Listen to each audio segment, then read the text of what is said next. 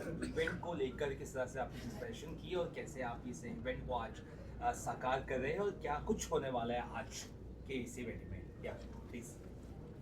Actually मैं हूँ बॉलीवुड, जो ये टाइटल है बेसिकली बॉलीवुड कुछ कहना चाह रहा है लोगों को कि मुझे भी देखो, मुझे भी वापस आना है। क्योंकि कहीं ना कहीं हम देखते हैं कि बॉलीवुड अभी नहीं है। और क्योंकि बहुत टाइम से सरोज जी के साथ में मैंने काम किया था और उनको भी ऐसे लग रहा था कि विद टाइम बॉलीवुड कहीं ना कहीं गायब हो रहा है। वो रियलिटी फैक्ट है उस चीज़ को। तो उनको भी ऐसे लग रहा था कि बॉलीवुड ने वापस आना चाहिए। तो मुझे ऐसे लगा कि मैं हूँ बॉलीवुड, इस चीज़ को वापस हम स्टेज पर लेके आए। स्क्रीन पर लेके आना डिफ़िकल्ट होगा, पर स्टेज पर लेके आना मेरे लिए थोड़ा सा आसान होगा। और बॉलीवुड को रिक्रिएट मैंने स्टेज पर करने का सोचा फिर। कैसे आपको लगा कि ये ज़रूरी है आज के वक्त में, जब बाकी इंडस्ट्री या बाकी चीज़ें बॉलीवुड पर कहीं ना कहीं टक्कर दे रही है या उनके आसपास है या आगे भी निकलने की कोशिश करे, ऐसे में बॉलीवुड को क्या वापस से अपनी स्ट्रेंथ दिखाने की ज़रूरत है? बॉलीवुड को डेफिनेटली अपनी स्ट्रेंथ दिखाने की ज़रूरत है और अभी शायद से सच्ची में ज़रूरत आ गई है उस चीज़ की। क्योंकि बहुत सारे जो आजकल की जनरेशन है ना, अगर आप उनको पूछो कि गोविंदा कौन है या अनिल कपूर कौन है, कोई भी जो अभी के एक्टर्स जिनको जानते, चलो टाइगर श्रॉफ को सबको जानेंगे, दीपिका पादुकोण को जानेंगे, पर कोई अगर पूछे कि माधुरी दीक्षित को आप जानते हो क्या, कौन है मम्मी, माधुरी दीक्षित कौन है, वही सबसे पहला सवाल उठ जाता है। तो ऐसे लेजेंड एक्टर्स को, ऐसे लेजेंड कोरियोग्राफर, सरोज खान कौन है, कौन जानता नहीं है। तो ये बहुत एक मतलब एक अपसेट होने वाली बात हो जाती है हम जैसे आर्टिस्ट को भी। क्योंकि मैं आज 35 साल से इस इंडस्ट्री में हूँ। चाहे मैंने वो जर्नी एज एन एक्टर करके मैंने शुरुआत की, फिर सिंगर करके मैं सुरेश वाडकर इंस्टीट्यूट से मैंने वहाँ से आजीवासन से मैंने सिंगिंग का ट्रेनिंग लिया और वहाँ से मैंने अपनी सिंगिंग की जर्नी शुरू की। बाद में सरोज जी के साथ में डांस का मैंने जर्नी शुरू किया। साइमल्टेनियसली मैंने शामक दावर में भी मैंने थोड़ा सा एक एक्सपीरियंस एक अलग स्टाइल का लिया। बट कहीं ना कहीं विद टाइम मैंने देखा कि एज अ स्ट्रगलिंग आर्टिस्ट भी अगर आप जाते हो तो हमारे पास से कार्ड बना के लेते हैं, फिर भी इस आर्टिस्ट को काम नहीं मिलता है कार्ड के साथ भी। तो फिर ये कहाँ तक का एक सही सब कुछ गलत हो रहा होते जा रहा है विद टाइम। कि स्ट्रगलिंग आर्टिस्ट को काम नहीं मिलता है, सीनियोरिटी पे काम मिलता है। जो एक एक ट्राइब बन गया है, ये ट्राइब्स के हिसाब से ही आपको काम मिलता है। जी। सो इट्स नॉट फेयर कि हम as Bollywood we are not fair. जो कि बॉलीवुड जिस तरह का फेयर था पहले, वो बॉलीवुड आज फेयर नहीं है, मुझे ऐसे लगता है। और मैं कोशिश कर रही हूँ, अगर मैं स्क्रीन पर इस चीज़ को नहीं ला सकती हूँ तो कोशिश करके मैं इसको स्टेज पर लाऊँ, वो मेरी कोशिश है। हाँ, इन्वेस्टमेंट है, टाइम का इन्वेस्टमेंट है, फाइनेंशियल इन्वेस्टमेंट है, टाइम जाता है, एनर्जी जाता है, बहुत कुछ जाता है। पर अगर इस कोशिश से अगर मैं सरोज खान इसको अगर मैं वापस ला सकती हूँ तो मेरे लिए बहुत बड़ी बात होगी। This is also a tribute to man. It is and she deserves this because I think कि with time no people have totally forgotten her and मतलब even her own people have not even thought of bringing, वो गए मतलब गए, ये चीज़ सही नहीं है। और मुझे ऐसा लगता है कि अगर मैंने उनके पास से उनको कुछ सीखा है ना, उनके पास से मुझे ऐसा लगता है अगर आज कोई अगर मुझे पहचानता भी है तो बोलते हैं कि सरोज खान की बेटी है क्या, सरोज खान की मिरर इमेज है क्या। तो फिर ये जो टाइटल्स मैंने अगर बिना बोले अगर मैंने इसको विन किया है तो मुझे ऐसा लगता है कि मैंने ये चीज़ करना ही चाहिए और बॉलीवुड को लाना ये मेरा सबसे बड़ा चैलेंज है और मैं वो लाऊंगी। और 2019 में मैंने ये लॉन्च किया था, सरोज जी ने भी अटेंड किया था इस चीज़ को। पर अनफॉर्चुनेटली तभी वो डेडिकेटेड टू सरोज खान था, आज वो ट्रिब्यूट टू सरोज खान है। वंडरफुल माधुरी वंडरफुल। जी, आप क्या कहना चाहेंगी?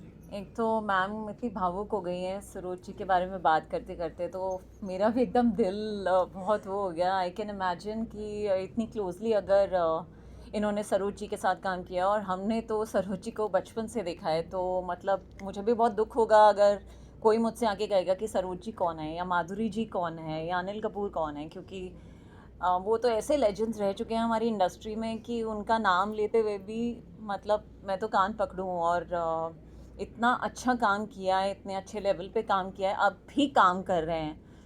तो बहुत ही अच्छा इनिशिएटिव है मैम। और आई थिंक और भी बॉलीवुड में कई ऐसे लोग होंगे जिन्हें इसमें आपको सपोर्ट करना चाहिए और इस चीज़ को आगे लाना चाहिए। एक्चुअली आज की जनरेशन्स रीमिक्सेस आ गए हैं तो शायद उन्हें वो गाने याद हो गए हैं क्योंकि वो रीमिक्स बन गए हैं, बट अगर वो रीमिक्स नहीं बनते सोचिए उन्हें तो वो गाने भी नहीं शायद ना पता हाँ। हो, तो रीमिक्स बन जाता है इसलिए पता होते हैं तो अभी हाँ करेक्ट, जैसे 1 2 3 है माधुरी ने किया हुआ किसी को पता नहीं, पर जैकलिन फर्नांडिस ने किया वो बराबर से याद जी है करेक्ट करेक्ट करेक्ट। अगर रिलेट तो करें तो। बिल्कुल, तो मुझे भी ऐसा ही लगता है कि मतलब बहुत ही अच्छा इनिशिएटिव है और आप बहुत ही अच्छा काम कर रही हैं और हम सब तो आपके साथ हैं ही, तो बाकी लोग भी जो भी हमें आज देख रहे हैं सुन रहे हैं वो भी साथ आएँ और मैम को सपोर्ट करें। एंड आप तो बिहाइंड द कैमरा बहुत सारे लोग होते हैं एक्चुअली बिहाइंड द कैमरा जिनको लोग पहचानते ही नहीं हैं, बट उनकी भी उतनी ही मेहनत होती है और उतनी डेडिकेशन होती है। हम तो बस एक्टर्स को देखते हैं जो स्क्रीन पे शाइन करते हैं, बट उनके पीछे इतने लोगों की मेहनत होती है और जैसे सरोज जी हैं तो उनसे ही पता नहीं कितने लोग जुड़े होंगे और जिस तरह आप उनसे प्यार करती हैं पता नहीं कितने लोग उनसे इस तरह प्यार करते होंगे, तो वो जो सब प्यार करते हैं उन लोगों से आई थिंक उन सबको आगे आना चाहिए और ऐसे ही इनिशिएटिव्स को आगे लेकर जाएं ताकि ये वाली जनरेशन जाने कि कौन कौन से लेजेंड्स रह चुके हैं हमारे करेक्ट साथ। Correct absolutely. मैम क्या यही वजह है कि आजकल जो बॉलीवुड की फिल्मों का स्तर है वो नीचे गिरता जा रहा है क्योंकि ओरिजिनलिटी या जो अच्छा काम है करते हैं उन्हें वो इज्जत वो मौका नहीं मिलता? करेक्ट एब्सोल्युटली एब्सोल्युटली, क्योंकि जो एक क्वालिटी ऑफ मूवीज़ था, जो एक क्वालिटी ऑफ स्क्रिप्ट्स था, जो एक क्वालिटी ऑफ डांस कोरियोग्राफी थी, मतलब ज़्यादा करके हम अगर हम पिछले पुराने मूवीज़ में अगर हम देखें तो ज़्यादा करके expressions, upper body movements, hand movements को ज़्यादा इंपॉर्टेंस दिया जाता था। अभी सिर्फ मूवमेंट्स करके गाने ख़त्म किए जाते हैं, कोरियोग्राफीज़ को अलग साइड से एंट्री दो एग्जिट दो बस ख़त्म हो गया, कोरियोग्राफी इज़ डन। तो वो नहीं हो, मैं बेसिकली एक क्या जो ऑथेंटिसिटी जिसको बोलते हैं ना कोरियोग्राफी की, वो बेसिकली ख़त्म हो चुकी है मेरे को लगता है with time. The soulful songs are missing. Absolutely, मतलब you if I tell you any song पुराने ज़माने के कितने भी गाने मैं प्ले करूं तो आप उसको गुनगुनाते जाके जाओगे यहाँ से। जी बिल्कुल। आजकल के गाने अगर आप प्ले करो, यहाँ से शुरुआत करोगे वहाँ से आप ख़त्म हो के आप भूल जाओगे कि आपने कौन सा गाना गाया था 1 मिनट पहले। तो उस तरह का हो गया, चाहे वो गाने के कंपोजिशंस हो, चाहे वो गाने की कोरियोग्राफीज़ हो, चाहे वो कोरियोग्राफर्स हो खुद। आज ना money has become more important than creativity is what I see. अभी वो कितने लोगों को शायद अभी के जो आर्टिस्ट है मे बी वो लोग एग्री ना करें उस चीज़ को, बिकॉज उनको ऐसा लगता है कि पैसा कमाना है, इट्स ओनली पैसा ही कमाना है हमको। पर कहीं ना कहीं वो भूल जाते हैं कि अगर माधुरी दीक्षित को अगर मैं आज याद कर रही हूँ, मतलब माधुरी दीक्षित ने कुछ तो अच्छा काम किया होगा। सरोज खान को अगर मैं आज याद कर रही हूँ तो सरोज खान ने कुछ तो काम अच्छा किया होगा। पर आज जो पैसे लेके अगर कोई काम कर रहा है, जितने भी कोरियोग्राफर्स हैं, with due respect to all the actors, with due respect to all the choreographers, but आज टिकते सिर्फ 2 या 3 मूवीज़ में हैं। और पुराने ज़माने के अगर आप एक्टर्स देखो, कोरियोग्राफर्स देखो, यूनिट मेंबर्स देखो, वॉलंटियर्स देखो, जिस किसी को देखो वो आज भी टिके हुए हैं 50 साल के बाद भी। तो डिफरेंस बहुत है। तो वही शायद से कोशिश करूँगी कि मैं हूँ बॉलीवुड वो चीज़ को चेंज करें। मैडम पहले जो होता था डिजिटल का ज़माना नहीं था, आज की तारीख में डिजिटल ज़माना आ गया है, एआई आ गया है, डिफरेंट ऐप्स आ रही हैं। जो पहले हम लोग जो सरोज जी जो करती थी, 3 चक्का पीछे लो, 2 चक्का पीछे लो नागरे का, वो सॉन्ग शूट करने में पहले बहुत मज़ा आता था। आज की तारीख में कोरियोग्राफी बिल्कुल ख़त्म होती जा रही है, सब डिजिटल से हो रहा है। इसके बारे में क्या कहना चाहेंगे? जो ओल्ड इज़ गोल्ड जो है हमेशा वो कायम ही रहता है। हाँ भाई, ओल्ड इज़ गोल्ड क्यों गायब हो गया है? चक्का घुमाने की जो बात होती थी ना, आज एक्टर्स ही चक्का घुमाने को तैयार नहीं है। आज एक्टर्स बोलते हैं मैं इधर ही खड़े रहूँगी, इधर से डांस करूँगी, तुमको जो करना है मेरे को इधर से कोरियोग्राफी करके दो। एक्टर्स के अपने डिमांड्स होते हैं, एक्टर्स के अपने ये चीज़ होते हैं।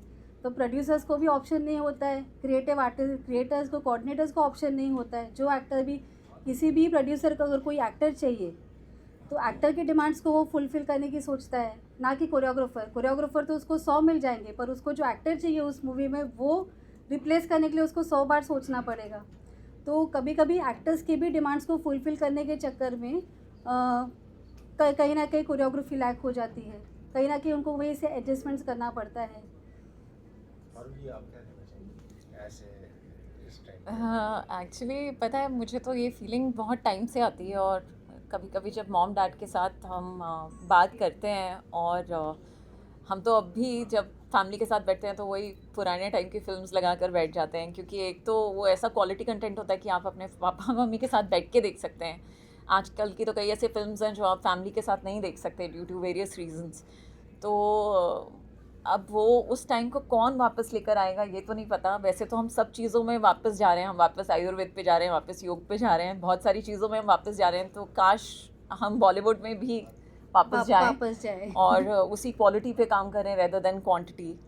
एंड मुझे ऐसा लग रहा है कि पिछले कुछ सालों में शायद बॉलीवुड को एक छोटा सा झटका मिला है, और आई थिंक उन्होंने भी रियलाइज़ किया है, क्योंकि इतना OTT पे कंटेंट आया जो बहुत ही अच्छा कंटेंट है, जो हम सब देखना पसंद करते हैं, हाँ। और सबके लिए अलग अलग कंटेंट है। तो आई थिंक शायद वो भी रियलाइज़ करें कि अब हमें भी क्वालिटी पे फोकस करना है। तो शायद कोई 2 एक्टर्स क्योंकि वो पॉपुलर हैं, they probably can't get the audience to the theatres. Correct. ज़रूरी है कि हम उसके साथ अच्छी स्क्रिप्ट, अच्छा डायरेक्शन और अच्छा कंटेंट भी दिखाएं ताकि वो Correct, because if you see OTT channels are working more because the content is so good, correct and you really want to watch those movies and web series several times आपको देखने का मन करता है। पर मूवीज़ में आज theatre में 2 ऑडियंस मिलते हैं, कोई आपका सलमान खान फ़ैन है, कोई शाहरुख खान फ़ैन है, वही जाके सामने जाके बैठ जाएगा, पर बाकी ऑडियंस क्या।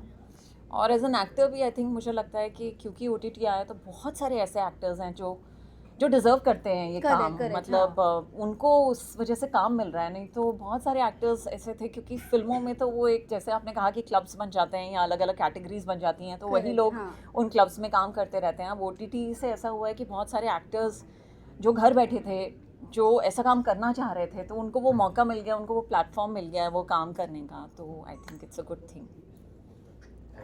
Thank you so much, thank you so much. किया जाना चाहिए, उन्हें ऑनर मिलना चाहिए। तो ये मैथिली जी का बहुत अच्छा ये बड़कपन है। पहली बात तो क्या सरोज जी के लिए कर रही हैं, उनके साथ इन्होंने एक सपना देखा था और वो आगे लेके जा रही है, बहुत बड़ी बात है।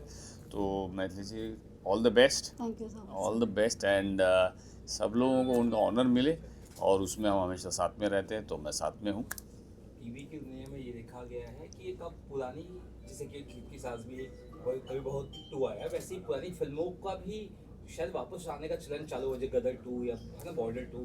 क्या ऐसा दौर आएगा जब बॉलीवुड अपने सुनहरे पल को वापस जिएगा, 90s का दौर या 80s का दौर, क्या लग रहा है? जीना चाहिए, क्योंकि अभी क्या है, एक तो आज के ज़माने में ऑडियंस की चॉइस को परख पाना या ये तय कर पाना या ये डिसाइड कर पाना कि उन्हें ये चाहिए वो चाहिए बहुत मुश्किल है। जब हम करते हैं तब पता चलता है हाँ ये उन्हें पसंद आ रहा है, ये उन्हें नहीं पसंद आ रहा है। तो हो सकता है कि वही फिल्म देखना चाहते हो। यही रीज़न है कि देखिए कि एक शो है मेरा जो वापस आया, वो लोगों को पसंद आ रहा है वापस से। मतलब वो ऑडियंस है अभी भी, वो ऑडियंस कहीं नहीं है, बट ये है कि एक साइकिल की तरह है। वो आया, वो दौर गया, नया दौर आया, वो भी लोगों ने देखा, फिर रियलिटी शोज़ हुए, फिर ये हुआ, वो हुआ। आज के ज़माने की स्टोरीज़ भी हैं, लेकिन घूम फिर के फैमिली की स्टोरीज़ वही 90s में जो हम देखते थे, ड्रामा, वो लोगों को पसंद है, वो वापस आ रहा है। हो सकता है एक साइकिल है तो वो वापस आ रही है। आई थिंक मैम भी इसी में एक पार्ट प्ले कर रही, बहुत बढ़िया है। तो क्या मैम का सबसे बड़ा पार्ट है, मैम ने ही तो ये सोचा है और ये किया, ये ऑर्गेनाइज करना कोई छोटी बात है। आप लोगों को लगता है कि ये करना, एक तो सबसे पहले सोचना, सोच के बाद में इम्प्लीमेंट करना। और ये इनके साथ में इतने अच्छे लोग हैं, सारे लोग हैं, डॉक्टर अनीता हैं, बाकी लोग हैं, इतने सारे सपोर्ट करने वाले। और आप लोग, सबसे बड़ी बात आप लोग हो, जो आप लोग इस दुनिया तक पहुँचाओगे, लोगों तक पहुँचाओगे कि ये क्या चीज़ है और ये क्यों ज़रूरी है।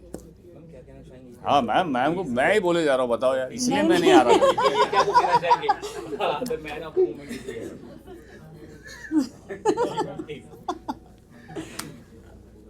बॉलीवुड को लाना बहुत ज़रूरी था और ज़रूरी है, और हमेशा ज़रूरी रहेगा कि बॉलीवुड वापस आए। तब कि लोगों के क्या होता है, हम एक ट्रेंड को हम फॉलो करते हैं, हम रियलाइज़ नहीं करते कि हम किस चीज़ को फॉलो करते ना कहीं डेड एंड आ जाता है उस चीज़ का।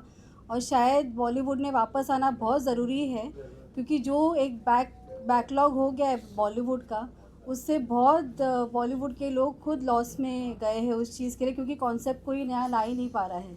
तो अगर बॉलीवुड आएगा, फिर से उस तरह का एक ड्रामा आएगा, फिर से गोविंदा आएंगे, फिर से अनिल कपूर आएंगे, फिर से हम अनिल कपूर को बॉलीवुड स्क्रीन पे वापस देखेंगे, या गोविंदा जी को, माधुरी दीक्षित को। वो टाइम का जो बॉलीवुड था अगर वापस हम देखें, हाँ, उनके साथ काम करने में मज़ा आएगा हमें भी, डेफिनेटली। हम भी एज अ कोरियोग्राफर उनके साथ में काम कर रहे हैं। हमें भी मज़ा आएगा। नहीं वो एक अलग हो जाएगा, मज़ा आएगा। क्योंकि एक्टर्स को भी क्या होता है, आजकल के एक्टर्स को ना उस तरह के कोरियोग्राफर्स का कोरियोग्राफी मिलता नहीं है, वो भी प्रॉब्लम है। क्योंकि जिस तरह के जैसे आलिया भट्ट है या दीपिका पादुकोण है, वो भी बॉलीवुड को वापस ला सकते हैं अगर उनको बॉलीवुड की तरह कोरियोग्राफीज दे कोरियोग्राफर्स भी। तो वही है कि बॉलीवुड जो गुम हो गया है उसको लाने की कोशिश है, और डेफिनेटली इसके थ्रू बॉलीवुड वापस आ जाए। नितिन भाई, ऑडियंस को इस प्लेटफॉर्म के जरिए क्या मैसेज देना चाहेंगे, इंडस्ट्री को भी और ऑडियंस को? देखिए, यही मैसेज देना चाहता हूँ। मैं हमेशा बोलता हूँ कि देखिए, कोई भी चीज़ अगर कोई करना चाहता है तो हमारा फ़र्ज़ बनता है कि हम इनकरेज करें। आगे क्या होता है ये तो हम अभी डिसाइड नहीं कर सकते, ना हम बोल सकते हैं कि भाई ये क्या हुआ क्या नहीं हुआ। ये इनकरेज करना सबसे पहला स्टेप है। इन्होंने पहला स्टेप ले लिया कि ऐसा कुछ ले आई हैं ये, अब इसको आगे बढ़ाना, इसको इनकरेज करना हमारा फ़र्ज़ है। उसके आगे ऊपर वाला मालिक। Thank you so much. Thank you, so much. Thank you. ऐसा ही प्लेटफॉर्म मैडम ने लॉन्च करा है, क्या कहना चाहेंगे? हाँ जी, और आइए। कितना प्लीज आइए। मैडम को विश करना चाहेंगे, कैसे करें? मैं तो यही कहना चाहूँगा कि मैं हूँ बॉलीवुड ही टाइटल इतना ज़बरदस्त दिया आपने कि बस अच्छा लग रहा है। और सरोज जी के बिना बॉलीवुड अधूरा है, और सरोज जी ने जितना कुछ दिया है इस इंडस्ट्री को, शायद ही कोई कोरियोग्राफर इंडिया में दे पाएगा। तो सरोज जी से मेरी 2 बार मुलाकात हुई, और एक बार हम काम करते करते रह गए, और एक बार मैंने उनसे एक बात की थी और टिप्स लिया था उनसे कुछ। तो उन्होंने बहुत ही कैमरा पॉइंट ऑफ व्यू से मुझे बड़े अच्छे टिप्स दिए थे उस वक्त। तो मैं उसे हमेशा फॉलो करता हूँ। तो सरोज जी से मेरी एक अच्छी मतलब काफ़ी अच्छी बातचीत हुई थी, और तब मुझे समझ में आया था कि वो पर्सन कैसी है। जितनी अच्छी वो कोरियोग्राफर थी, डांसर थी, उससे अच्छी ह्यूमन बीइंग थी, और उनसे मिलके शायद ही कोई इंसान उनको कभी भूलता हो। तो कोई भी अगर जो भी कोरियोग्राफर्स हैं इस इंडस्ट्री के अंदर, वो कहीं ना कहीं सरोज जी से इंस्पायर हुए बगैर नहीं रहते। उन्होंने अगर माधुरी बनी है तो फिर उसके पीछे सरोज जी का भी बराबर का कंट्रीब्यूशन है। मैं यही कहना चाहूँगा कि जहाँ पे भी हों उनकी आत्मा को शांति मिले, और वो हमें देखती रहें बस कि हम कैसा कर रहे हैं। और ये इवेंट, जहाँ तक मैं हूँ बॉलीवुड, बहुत अच्छा इनिशिएटिव है मैथिली जी का, और मैं यही कहना चाहूँगा कि इस तरह के इवेंट्स होते रहने चाहिए। और हमारा बॉलीवुड बीच में बड़े अलग से दौर से गुजरा है, तो हम चाह रहे हैं कि बॉलीवुड फिर से एक बार उसी बूम पे जाए। ऐसे इवेंट्स की ज़रूरत है। Thank you so much. Thank you. मैं हूँ बॉलीवुड मैडम ने स्टार्ट किया है, इसके बारे में क्या कहना चाहेंगे आप?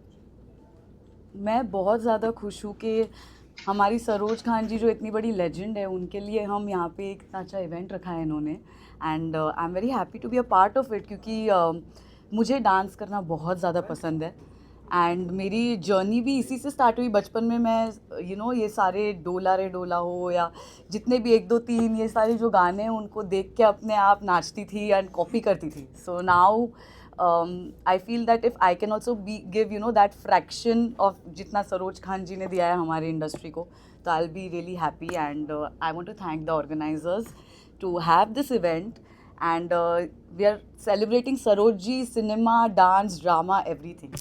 तो मैं तो बहुत खुश हूँ। Thank you. आयोजन के बारे में क्या कहना चाहेंगे? सबसे पहले बहुत अच्छी बात है कि अक्सर ये होता है कि जब हम यहाँ से चले जाते हैं तो लोग हमको भूल जाते हैं, और सरोज जी एक ऐसी शख्स है जिसको भूलना तो दूर, ये इंडस्ट्री उनका कर्ज नहीं चुका पाएगा। So it's such a good thing कि आज this particular programme is a tribute to our legendary guru Saroj जी, और ये मेरे लिए सौभाग्य की बात है कि मैं उनके फर्स्ट गाने पे परफॉर्म करने जा रही हूँ। तो I think I am really blessed, and thank to Maithili. जैसे मैंने कहा कि हर गुरु की ख्वाहिश होती है कि ऐसा एक डिसाइपल मिले जो उनके लेगेसी को आगे लेकर जाए। तो आई थिंक हर आत्मा must be very very happy, बहुत संतुष्ट होगी वो, एंड आई एम श्योर वो यहीं पर कहीं पर है, आपको ब्लेस कर रही है, बिकॉज हम सबको एज डांसर्स उनके ब्लेसिंग्स की सख्त ज़रूरत है। And Saroj ji is one person who creates history. उन्होंने स्टार्स को पैदा किया है इस इंडस्ट्री में, और आज सच में उनकी कमी महसूस हो रही है, but yet they say that is life. We have to celebrate life and today she is doing a great job and we are all very happy कि इस कार्यक्रम में हम सब इनके साथ है. ये आगे जाएगी, हम इसके पीछे हैं. That is what we want, क्योंकि ये this is her dream. It's a dream of her late husband and he was be very happy to see कि जो सपने उन्होंने मैथिली के लिए देखा था वो सब मैथिली साकार करेगी. और आज ये वादा करेगी कि उनके याद में वो कभी रोएगी नहीं, हंसती हुई आगे बढ़ेगी. Because he would have, if he was here, he would have said Maithili no tears, only a smile. And I am sure ये वो फिदा होंगे इनके स्माइल पे. तो God bless you Maithili in this venture. बहुत अच्छा लगा आप सब आए. आपका सपोर्ट हमारे लिए बहुत ज़रूरी है, क्योंकि हम हमारे पब्लिक से सिर्फ इसलिए जुड़ पाते हैं क्योंकि आप लोग हमें उन तक पहुंचाते हैं. So thank you for your support and keep supporting us. Maithili को आपकी सख्त ज़रूरत है, इस तरह उसे सपोर्ट करते रहिएगा. Thanks to Anita who believed in her. ये बहुत ज़रूरी है कि जब कोई आपके साथ जुड़ता है तो ये ज़रूरी है कि वो आपके इस कॉन्सेप्ट को बिलीव करे. अनीता बिलीव्ड इन यू, और कहते हैं ना, जब लोग जुड़ते हैं तो कारवां बनता जाएगा और ये आगे बढ़ता ही जाएगा. Thank you. यस, सो मैं हूँ बॉलीवुड एक ऐसा कंसेप्ट है जहाँ पर हम ट्रिब्यूट दे रहे हैं लेजेंडरी सरोज खान जी को. And huge thanks to her disciple Maithili Kotnis, जो उनके साथ ऑलमोस्ट 1 डिकेड से ज़्यादा काम कर चुके हैं. और उनसे मेंटर, मतलब उन सरोज खान जी उनकी मेंटर रही है काफ़ी टाइम तक. And she has brought this back, मैं हूँ Bollywood, into the limelight now after 2019, and I wish her all the best, a lot of success to this event of Main Hu Bollywood. On 12th of October we have a grand event, that's the final event with Bollywood Awards as well. So please come forward and nominate yourself so that you can see and witness a night like never before. So thank you so much. Dr. Anita signing off. Thanks. Sudha ma'am से भी आप मिले और बाकी सभी को मुझे कितना कमाल का लगा ये जी है बाकी सब. आई थिंक किसी भी डांस फंक्शन में अगर सुधा जी ना आए आज के डेट में, it is not possible. Because जो उन्होंने अचीव करा in the sense where she had her shortcomings, but the level which she reached is unbelievable. I mean, मैं जब कहीं किसी रोज़ उनके साथ करी थी, मेरे को याद है जब वो रमोला सिकल मनी थी, जो उनका एनर्जी लेवल होता था, मतलब यंगस्टर्स थक के बैठ जाते थे बट रमोला कभी नहीं बैठती थी. तो एक लर्निंग हमारे लिए उस टाइम से रही है कि ये लोग के लिए काम का जो लेवल का डेडिकेशन है, अगर आज के जनरेशन और एक्टर्स उसका कुछ एक परसेंटेज भी ले आए ना, तो I think the sense of achievement will be next level. हमारे लेजेंडरी जो संगीतकार, फिल्मकार या जो कोरियोग्राफर रहे हैं, जो बॉलीवुड, जो कहते हैं ना कि एक इमोशन तो है ही, लेकिन बॉलीवुड को मेरा मानना है कि बॉलीवुड इज़ अ सेलिब्रेशन, जो जीवन का सेलिब्रेशन है. और जो लाइफ का सेलिब्रेशन है वो फिल्मों में हमें कैसे दिखता है, वो दिखता है डांस, गाना, स्टोरी, रोना, एक्शन, रोमांस. तो ये प्रोग्राम में, इस इवेंट में आकर, इस अवार्ड समारोह में आकर के मुझे बहुत खुशी हुई, क्योंकि चूँकि मैं एंटरटेनमेंट और फीचर्स एडिटर हूँ, और सरोज जी भी जो थी वो एक बॉलीवुड की एक बहुत ही आइकन, एक लेजेंडरी कोरियोग्राफर रहीं. जब उनके साथ एक एसोसिएट होकर के मुझे जर्नलिज्म में मेरे कंट्रीब्यूशन के लिए मिला, तो मैं तो एंटरटेनमेंट ही करती हूँ. मुझे लगता है कि बॉलीवुड का दौर जो है, जो हम 90s का जो है, 80s का जो दौर है, उसे जो हम मिस कर रहे हैं, उसका आना बहुत ज़रूरी है. जी, क्या करण मानती है अच्छे अच्छे डायरेक्टर्स घर पर बैठे हैं और जो फिल्में बना रहे हैं उनकी चल नहीं रही है, क्या लगता है एक खुद में बोलते हैं देखने की ज़रूरत है, कहाँ हम गलती कर रही है देखने की बहुत ज़रूरत है आज के समय में. फिलहाल जहाँ सैकड़ों फिल्में रिलीज हो रही है, उसमें हिट जो हो रही है वो 5-6 हो रही है मुश्किल से साल में. क्या कहना चाहते हैं? जी, देखिए, इसमें क्या हुआ ना कि कोविड के बाद जो है ना, बहुत कुछ जो बोलते हैं ना कि गेम चेंजर कोविड ही हमारे लिए साबित हुआ. कोविड में जो एक OTT आया, और OTT ने जो कहते हैं ना कि एक फ़ोन, इंटरनेट की क्रांति, उसने जब हाथ में ऐसा दे दिया कि उसमें वर्ल्ड सिनेमा भी है, चाइनीज़ भी है, जापानीज़ भी है, तो उसके बाद इतना कंटेंट आ गया है ना लोगों को. और एक और चीज़ जो मैं अभी परसों सैयारा OTT पर आई है, तो वो भी तो एक दिमाग में है ना कि यार 1 महीने बाद ये फिल्म तो हमको OTT पे देखने मिल ही जाएगी. तो अभी क्या है, महंगाई भी इतनी बढ़ गई है कि हर चीज़ को लेकर के लोग कैलकुलेटिव हो गए. और जब सब कुछ, सारा मनोरंजन वर्टिकल आ गया है, वर्टिकल 2-2 मिनट का आ गया है, रील्स आ गई हैं, उसी में लोग अपनी जो बोलते हैं ना कि मनोरंजन की, जो एंटरटेनमेंट की जो भूख थी, वहीं शांत हो जा रही है. तो ये एक्चुअली में क्या है, ये हम सभी के लिए एक टेस्टिंग पीरियड है, लेकिन मेरा हमेशा से मानना है कि बदलाव जो है उसको हमको एक्सेप्ट करना चाहिए, और कोई भी चीज़ हमेशा नहीं रहती है। जो एक अच्छी चीज़ होती है ना वो लौट लौट के, इसीलिए तो हम कहते हैं ना बॉलीवुड में हम रेट्रो किसे कहते हैं, हम रेट्रो उसी चीज़ के लिए होते हैं। तो बॉलीवुड वापस वो कभी ख़त्म नहीं होने वाला है। सिनेमा जो है, जो कहते हैं ना कि जो एक बड़ा पर्दा है, उसको जो विजुअल जो अपील है वो कभी ख़त्म नहीं होने वाली है। तो उसके लिए थोड़ा कम ज़्यादा उतार चढ़ाव होंगे, लेकिन उसके लिए जो ऑडियंस का प्यार है वो हमेशा रहने वाला है। जी, थैंक यू सो मच। इस पूरे इवेंट में समा बांधा, आपने बहुत अच्छे से आयोजन किया पूरे thank you so much.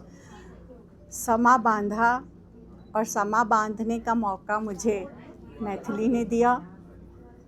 Maithili को मैं अपनी बेटी मानती हूँ, वो मुझे माँ कहती है, और एक रिश्ता बहुत प्यारा सा है। और ये मेरा फ़र्ज़ बनता है कि इस मैं हूँ बॉलीवुड के सपने को जो उसने देखा है उसको साकार करने में हर प्रकार से जिस तरह से हो सकता है हम उसको मदद करें, उसके साथ रहें और इस मैं हूँ बॉलीवुड की यात्रा को आगे बढ़ाते रहें। Thank you so much. Programme जो आपका आने वाला है वो कब, कहाँ, कितने, किस तारीख को रिलीज होने वाला है? ये प्रोग्राम है 12 अक्टूबर को है और ये रहेजा ऑडिटोरियम में होने वाला है। ट्रिब्यूट टू सरोज खान, मैं हूँ बॉलीवुड।